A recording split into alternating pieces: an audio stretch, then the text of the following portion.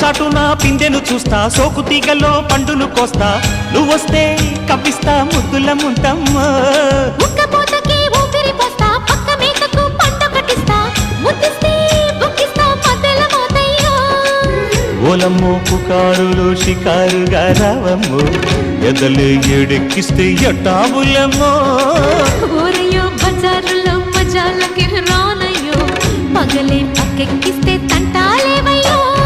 మిట్టిల మీదున్న మిస్సమ్మయ్య సంటే వడ్డీలతో పాటు ఒళ్ళోకి వస్తుంటే